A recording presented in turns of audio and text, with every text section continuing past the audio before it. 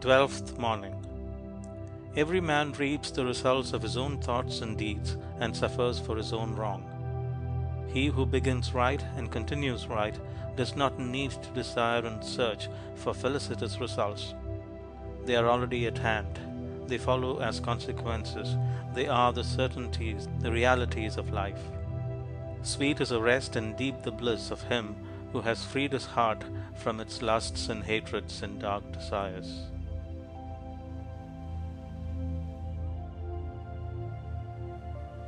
Twelfth morning.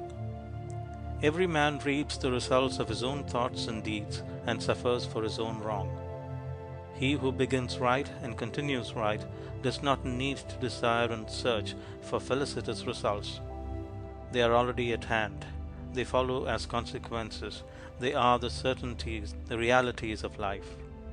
Sweet is the rest and deep the bliss of him who has freed his heart from its lusts and hatreds and dark desires.